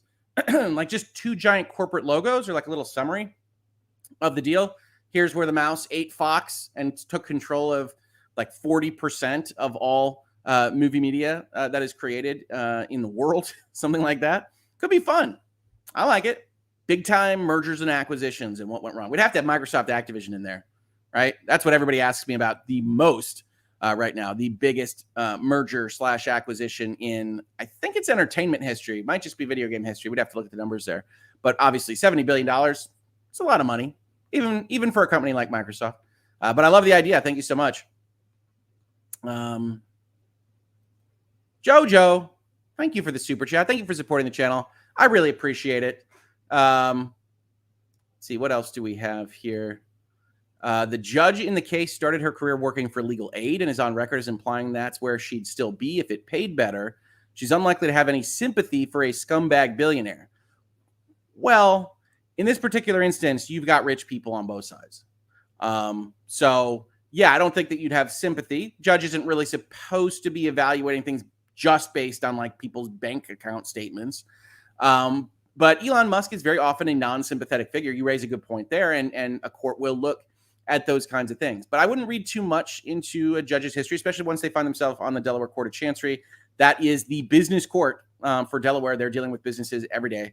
And so they will have already dealt with millionaires and multimillionaires and probably billionaires when you're talking about the Delaware Court of Chancery. And they're very good at being consistent as to how they treat these things. That's really why so many investors and so many corporations like them here in 2022. Accident of history to get Delaware to where it was, but then they maintain it with a very efficient, timely, and consistent process with their courts, 100%. In fact, a lot of Michigan corporate law and a number of other states' corporate law basically say, if we haven't dealt with it before, what did Delaware do? As a kind of not binding precedent, but informative precedent, that's directly written into the way Michigan handles these things. So yeah, Delaware is looked at. Why is it filed in Delaware? Twitter's a Delaware corp. Almost every public corporation in the United States is domiciled, operates under the laws of the state of Delaware. And that's primarily because investors, as you grow, so Twitter was a venture capital backed company before it was a public company. Investors want to have a Delaware corp because it is thought that investors understand how Delaware law works, how its precedent works, and how disputes would likely be adjudicated in the Delaware court system. So for me, for instance, if I've got a client that's a Michigan LLC, they're a tech spinoff from the university or otherwise, kind of small, and then they're going to get institutional investment, big day, lots of fun. One of the very first bullet statements on that term sheet will say something along the lines of, thou shalt convert into a Delaware C corporation. And we do that. That's the first step in almost every deal that we do, if they aren't already a Delaware C corporation. That's just the way the United States financial backing system works for small to medium-sized companies. And I think I answered that for the why so many businesses in Delaware. I might do a video. Hey, why Delaware? We'll do 5 minutes, 10 minutes. It's an accident of history. The states were fighting over it back when corporations were just really starting to get big. Delaware said, hey, come on over here. They won. Somebody was going to win. And then there is a network effect, like a Facebook or otherwise, to having one body of law that the investors can depend on being applied. So that's that. Heather's saying 70. Did you say $70 billion on Microsoft Activision? Technically, I believe it's 68. But yes, it's a $70 billion purchase where Microsoft is purchasing the makers of Call of Duty and World of Warcraft, and honestly, more importantly, Candy Crush. And they're doing it for just under $70 billion. Lots of sword rattling about whether or not the EU is going to step in, or the UK, or the FTC. It is a playlist. I believe it's called Microsoft times Activision. If you're interested, again, if you got 7-8 hours to kill, I think we've got that much time in that playlist. I wish it told me the total time somewhere. Maybe it does. You can let me know. But yeah, that playlist is getting long and will only get longer. And it's probably where you've seen me, if you've seen me at all, most often giving quotes to places like Law Insider and other places online, because folks are interested in that Microsoft Activision deal very, very much. T in Tennessee, so generous of you. Thank you so much for the super sticker. I really appreciate it. Good Friday morning to you. And then, yeah, it's almost 9 o'clock. What do we could squeeze in one more article, right? This is a special request. We can do this. We can make this happen. So let's talk a little bit at the end here, the end of all things, about Depp v. Heard, right? You might not be familiar with this case. You might not know this. It's certainly not the fact that we've covered it all here. But this from NBC, Opinion Analysis Essays, please don't sue us for defamation, is the companion to this documentary thing.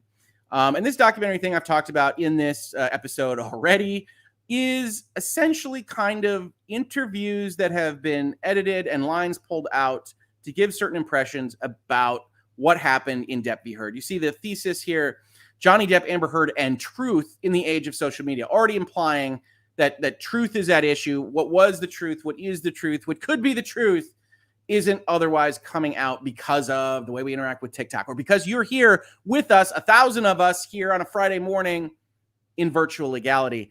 And obviously that thesis has its own particular issues, but they wrote them some things to go along with it. So haven't highlighted this one. Emily D. Baker says last night, sends me DM, says, you got to go over this. So let's talk about it. The maelstrom of reporting on the recent Johnny Depp Amber Heard defamation trial overlooked a key aspect of the case. Did it? All right, cool. Heard did not actually write any of the statements that formed the basis of the defamation claims against her.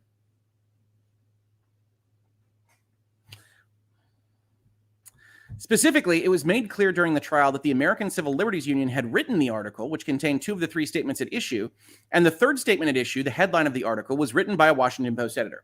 Let's talk about this first paragraph, right? Okay, so one, she was part of the editing process deeply. There are email exchanges that were put forth in court that established that she was responsible for contouring the information that was delivered in the actual opinion editorial. Yes, she had a writer because she's an actress and doesn't regularly write, and the ACLU wanted to get its messaging out there and control how that messaging was delivered. Totally normal.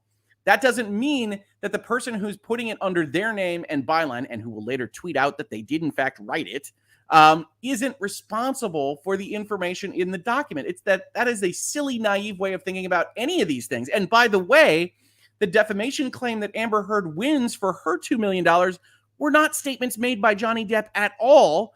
And there's no evidence on the record that Johnny Depp knew that they were being said. Now, I think we can imply it. I think the jury did imply it. That's totally fine. But it's a weird point to bring up as the start of your scholarly thesis here, that she didn't actually write it because the ACLU did. Are you freaking kidding me? Okay. All right. So we're starting off strong. Like I said, I did not preview this. So this is all my raw reactions as we go through this. But yeah, what a start. What a start to this article. So if Heard did not actually write the statements, even though she was listed as the author, how was she found to have defamed Depp? The answer, at least for Depp's lawyers and presumably the jury, yes, let's not forget that there was a unanimous jury verdict after listening to evidence for 7 weeks. Let's not forget that. Is that Heard republished the article when she tweeted a link to it, and she is therefore just as liable for the content of the article as if she had written the whole thing herself. Jesus Christ. Okay. All right. They're conflating the republication concept, right? So Johnny Depp's team needs the republication concept for the headline, where we know that she had nothing to do with it. Amber Heard's team doesn't fight one bit in court, in evidence, that she wrote the op-ed itself. She claims it. She takes credit for it. Hell, in the last day of the trial testimony, she says it was about Johnny Depp that she wrote it. You have emails exchanged as to what the contours of it were. You have her submitting it to her lawyer to make sure, poorly as it turns out, that it doesn't defame Johnny Depp and doesn't cross too many lines. She changes, tweaks, and adds things specifically in the lines that are at issue in this court case.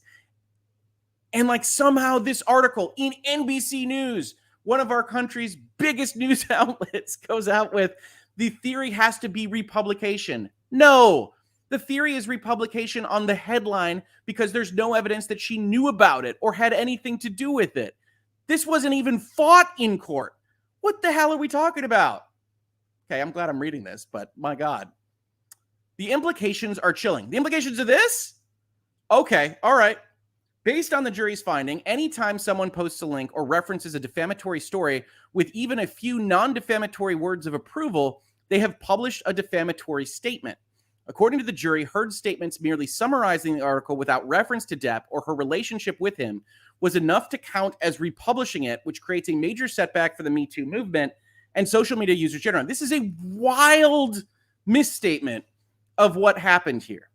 But let's say that we were only talking about the headline, like a normal person who understood the evidence and understood this case. If we were only talking about the headline, I suppose there is a conceivable platonic ideal of a slippery slope that says you could get in trouble for retweeting an article and saying, you guys should check this out, because republication requires you to try to deliver something to a new audience, and doing that in a retweet format would work. The issue you have there is the mens rea requirement, the mental state requirement, right? Amber Heard gets in trouble because according to the jury, which these articles aren't doing enough of, but according to the jury, she's lying, right? The jury allows for you to call it a hoax. The jury finds for Johnny Depp as being defamed that he did not abuse Amber Heard. So she is lying when she does this, and she is doing so deliberately. For just the headline, we know she's lying. But if we assume this crazy legal theory that is not at all accurate from a freaking from a professor of law at the University of Louisville. Okay, all right. Okay, I see why Emily wanted me to read this, but it's giving my blood pressure a raise here on a Friday morning. So from a professor of law, if they were using some kind of legal theory that made any sense at all, we would know that if they're republishing even the whole thing, that if you know it's a lie, then you've got an issue. And I don't know about you, but I'm pretty comfortable with the notion that I could get in trouble if I know something's a lie and I'm trying to push it out to more people. That is what is required here. So the implications are chilling for liars who defame. They aren't nearly as chilling for you or I, who look at a wildly incorrect NBC News article, and we tweet that out and say, this is really interesting, you should check that out. Because even its wild incorrectness is not known by us, and we have a reason, which is becoming ever so more fraught as we do more headlines episodes, to look at that situation and say, I should be able to trust NBC News, right? When you talk about defaming someone, if you have direct knowledge, you got a real problem if they're lies, which is what Amber Heard was found to have. Direct knowledge that she wasn't abused, and she did it anyway. But everybody else gets to rely on one level down, right? We don't talk about this as much, but you look at the UK case, and the question wasn't whether or not the son was lying directly. It was, could the son rely on Amber Heard? And for the most part, the answer is yes. If you've got a domestic abuse accusation that's really only going to be determinable by two people for the most part, and you're trying to evaluate whether a newspaper can rely upon one of the parties in those closed-door meetings, the answer has to be yes. Who else are you going to rely upon? And so you can get into sourcing, you can get into wild, fanciful ideas on whether there should be a backstop to those kinds of things, and we can disagree with what the Sun judge finally determined. But it was always a different thing than evaluating whether Amber Heard was lying herself. It's the same reason I would argue that Johnny Depp doesn't sue the Washington Post, right? This article goes up in the Washington Post, but the Washington Post and the ACLU have every reason to believe Amber Heard. There's no reason to not take her on her faith. And more importantly, when we're talking about the First Amendment and the right to freedom of speech, we want people to be able to say, you're a source, you were there, we know you were there, we have to be able to trust you and go forward with articles like this, right? But the person at issue, if they're lying, that's a problem. So the implications aren't chilling. This isn't a particularly dangerous, slippery slope. That's even outside of the fact that you get everything wrong at the top of this article. Until the Depp Heard case, the republication standard had traditionally been limited in most states by the single publication rule, which states that multiple copies of the same libelous publication cannot be counted as separate defamatory publications unless each publication was intended to reach a different audience. This rule was created to protect newspapers from multiple defamation lawsuits stemming from a single article that appeared in every paper published that day. Yeah, if the Washington Post defamed someone and they just lied about someone and they were going to be found liable, we want them to be held liable for the article as a whole, the one instance, and not whatever their circulation is, 39 million. Now, note that that isn't how we treat copyright, right? When you have a pirated copy of a ROM or something, they come at you with the hammer that every time it was downloaded, it counts as a separate instance of infringement.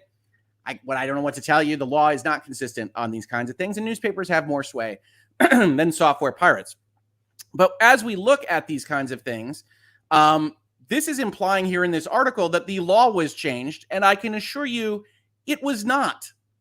You can see the single publication rule in the instructions to the members of the jury in the Depp Heard trial, whose members were told they could find Heard republish the article if she distributed it with the goal of reaching new audience or affirmatively reiterated the statement. The jury instructions also stated that merely including a hyperlink does not constitute republication, though adding content to the link might. However, the instruction did not elaborate on what adding content meant. Oh, probably this today I published does a lot of work, right?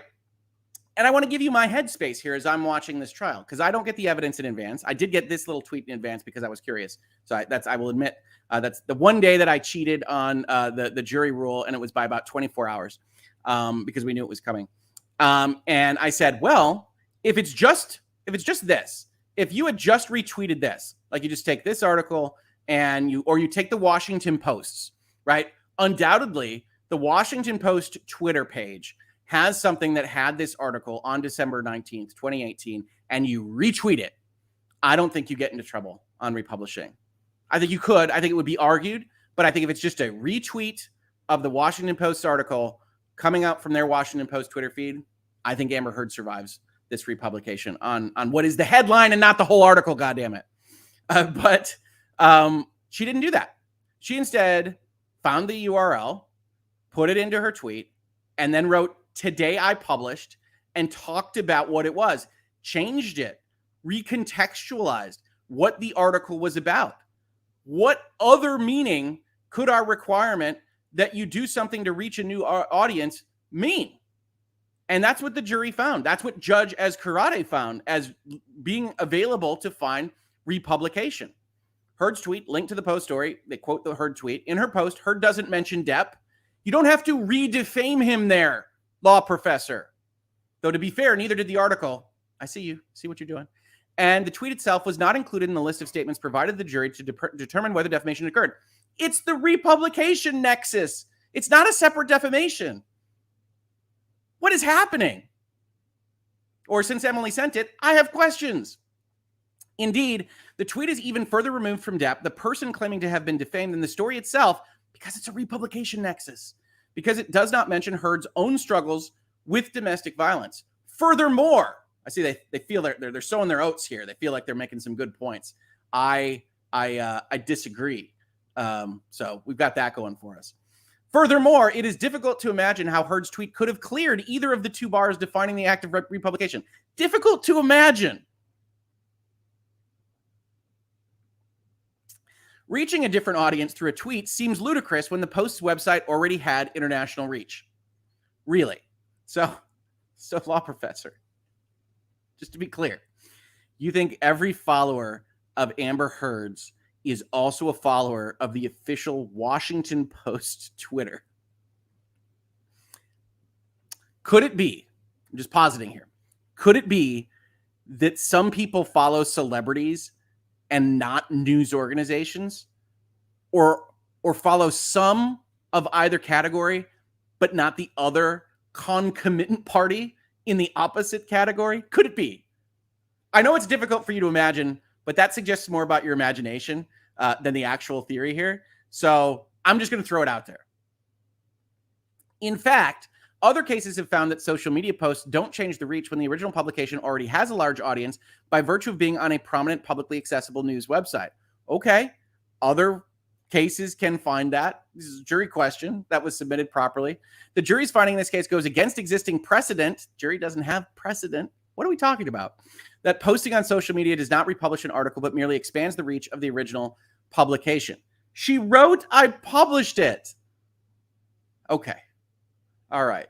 Is Amber Heard right to appeal the Johnny Depp defamation case verdict? Can I just get the answer to the poll? I don't know if I can. That's going to take me to another website. I don't want to go there. I don't want to give you an answer.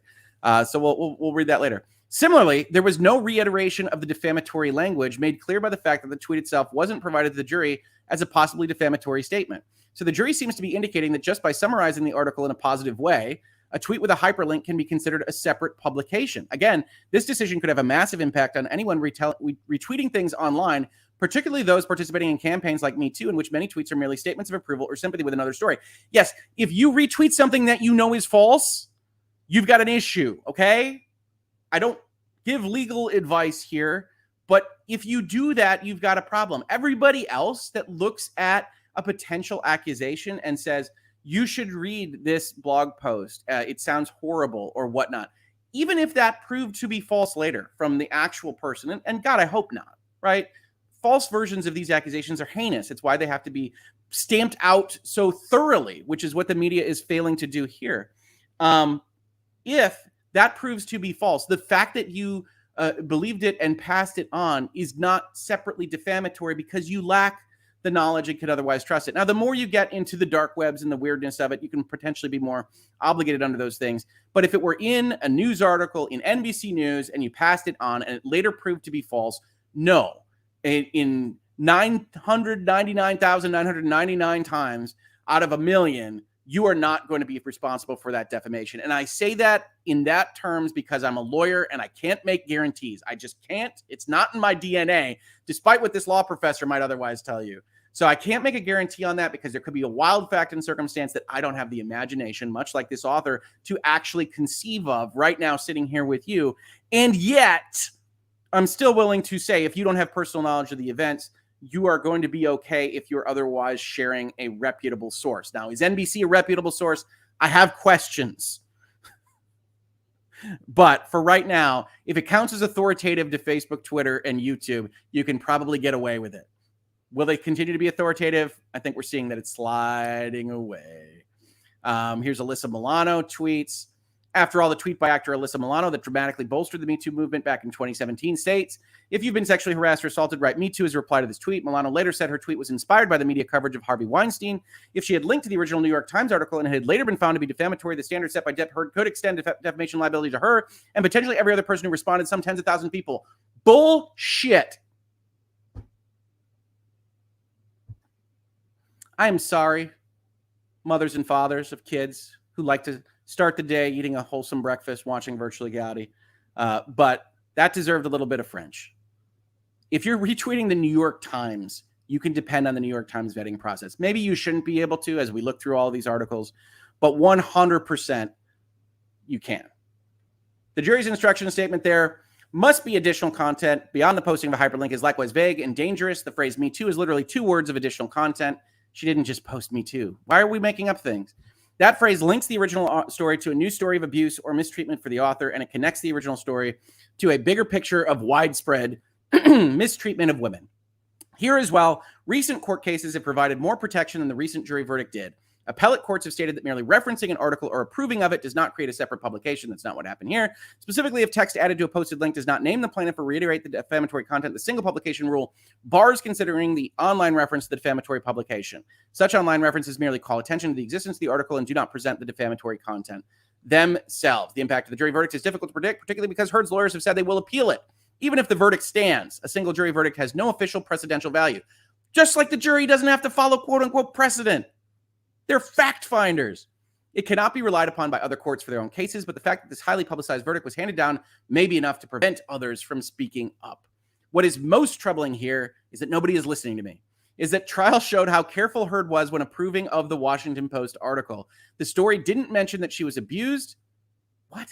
And her tweet says nothing about her own experiences with Depp. She said 2 years ago, I became a representative of domestic abuse. I think you can argue the implication in certain respects. She certainly says she was abused, but she was still found to have defamed her ex-husband. Most women do not have Heard's resources or access to legal counsel. They don't have their own Elaine. They may well decide that it is better to not risk saying anything. Very heartfelt, very earnest. I think this person, we can have every reason believe the sincerity of their poorly held and poorly thought out position. So we don't need to ad hominem attack the author here. It's just wrong and flatly illogical, which happens, right? We're people. But yes. All right. Emily D. Baker, I see you. Got me to swear just a little bit. And thank you for sharing that article with me today. We're getting it off my screen, though. We've got some super chats. Oh, I'm dipping into Emily's cursey words jar. You don't have to worry, chat. She could pay for that one. Since she sent this over and said I had to cover it today, I'm going to link this to her. Maybe we can get just the headlines out just for her. She'll be amused by that. But yeah, no, honestly, what in the heck, man? What is going on with that article, folks? I don't know. Yeah, let's see. I just want to make sure we grab everything here. Get some super chats here, and I think we're all set there. But yeah, before we hit those, and what do you think? I like immersive. People without a lane probably 300% more likely to succeed in their suit.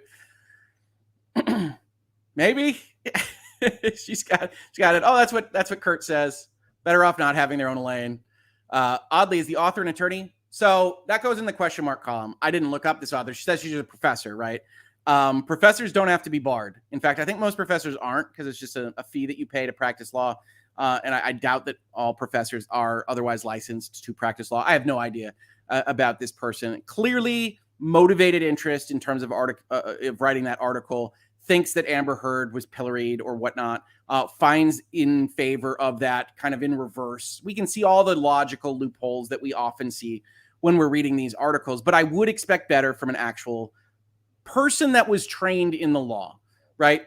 We need to understand what's happening here, and we need to understand like the court case, right? At no time was there ever any question that Amber Heard wrote for purposes of a legal analysis the opinion editorial. Her team doesn't present that, so that's not chilling.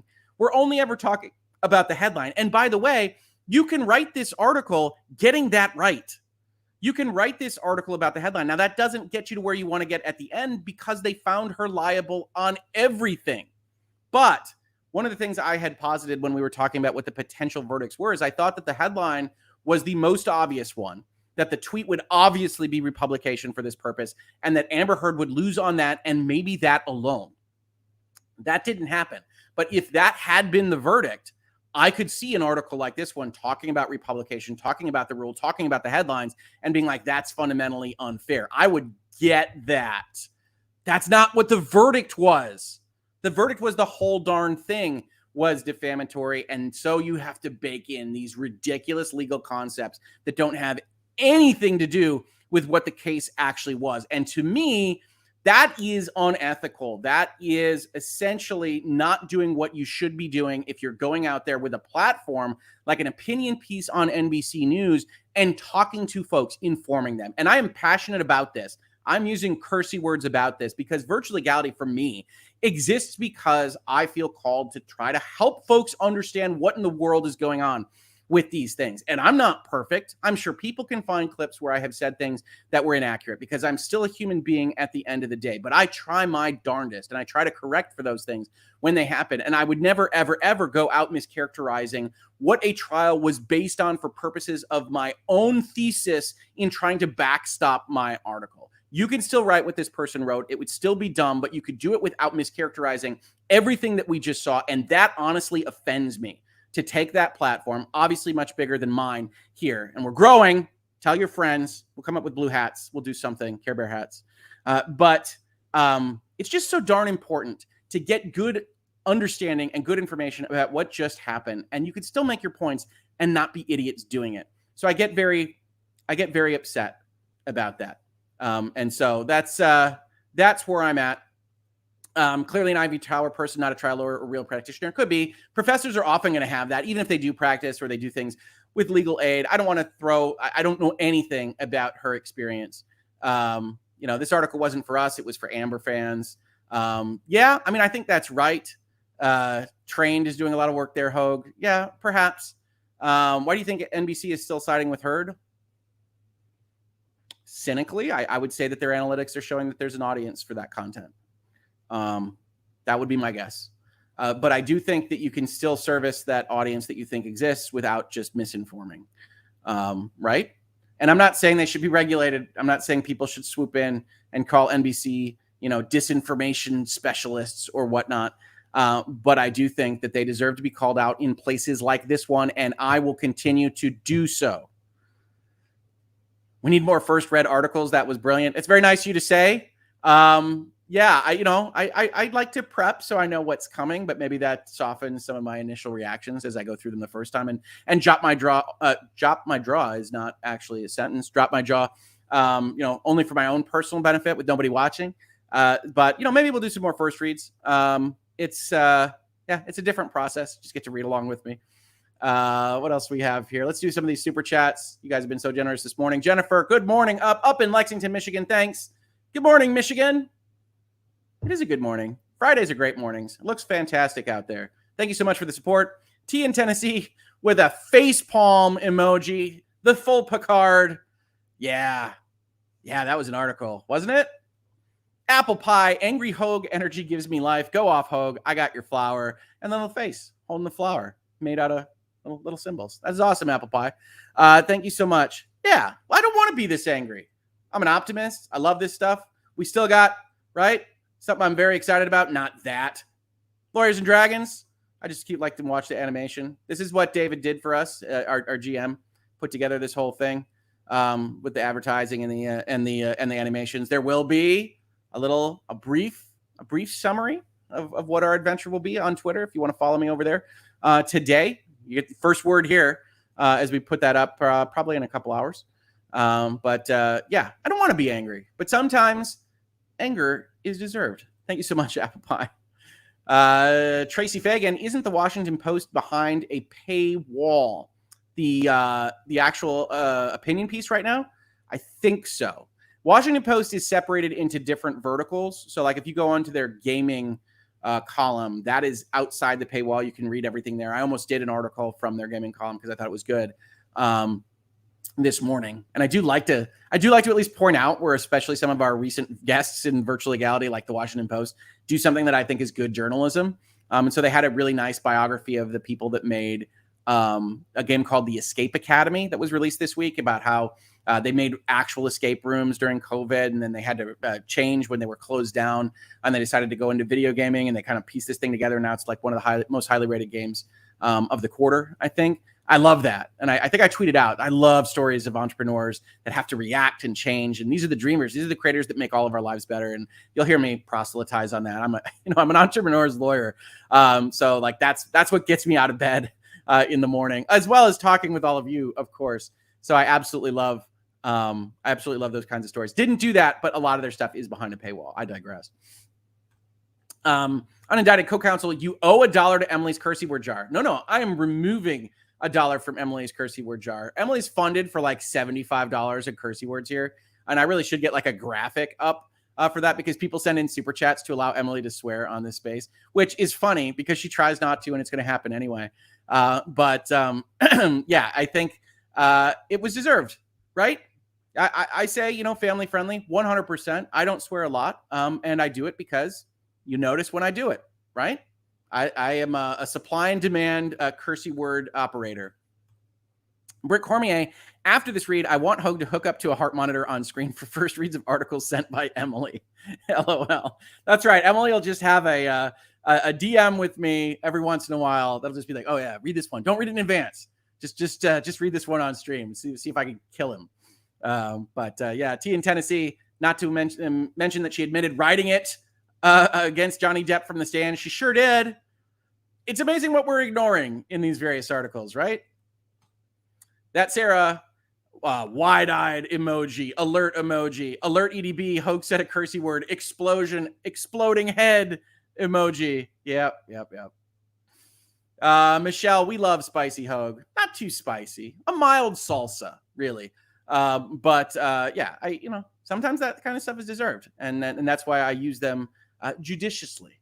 NBC News wrote that? No, an author wrote that.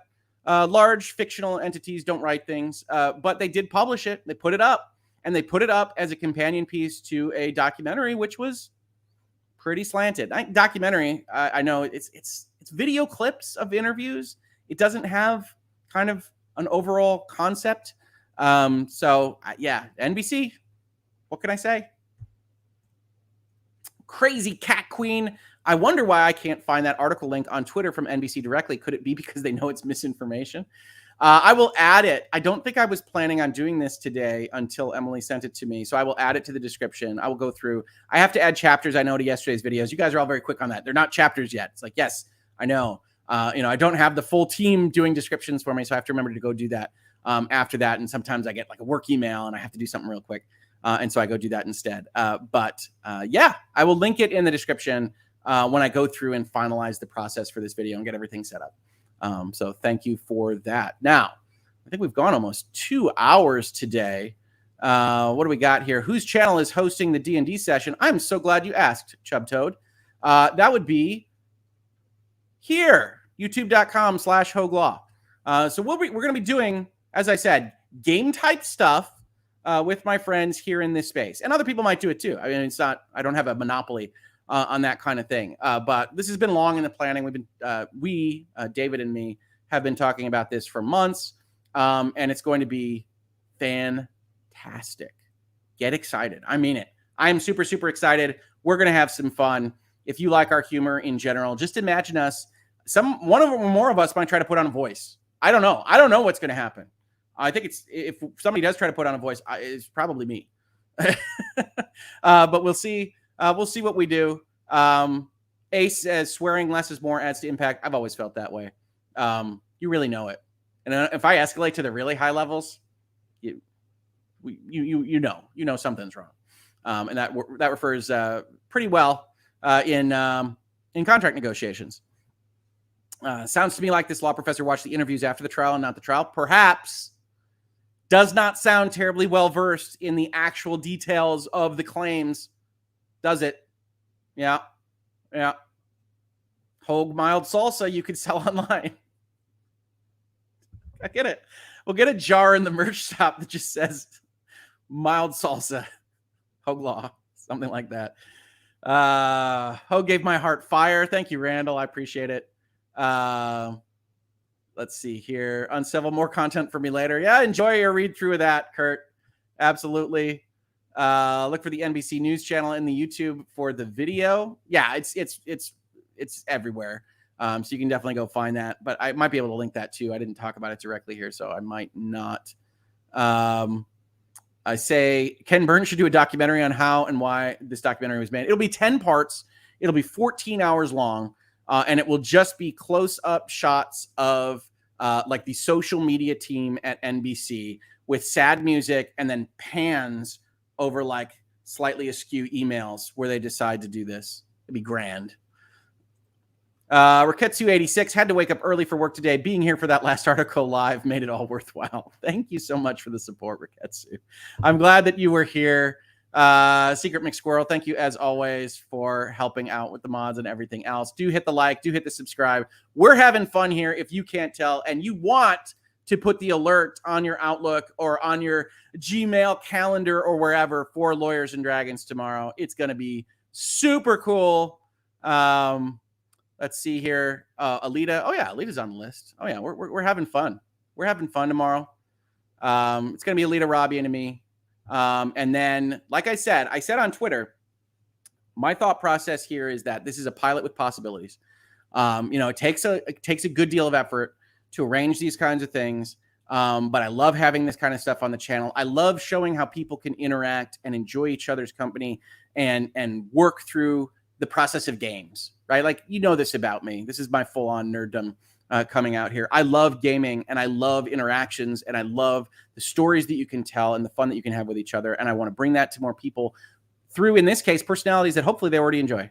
And I want to do that more. And if this works out and this becomes a series, we're going to have, other lawyers and other, maybe even more than lawyers. It could be Lawyers and Dragons Plus that come on here, talk through experiences, have a fun time, potentially do even postmortems on adventures, and have just great experiences with games and with each other as human beings, regardless of whether or not we agree on tax reform or on whatever other thing might otherwise be trying to divide us in the media, Depp v. Heard and NBC News and things like that. I love it. I love it. I love it. And you're getting a lot of proselytizing from me today, but I feel good about it. So I appreciate y'all coming here.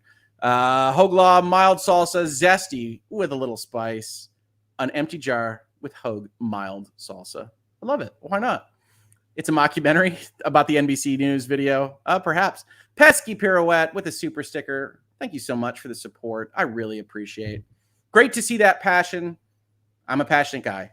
I hide it a lot, and I try to present things as neutrally as possible, but I feel very strongly about certain things. Dreamers, entrepreneurs, getting good information out there to more people to evaluate for themselves. My God, I am not the voice of God. Sure as hell, NBC is not the voice of God.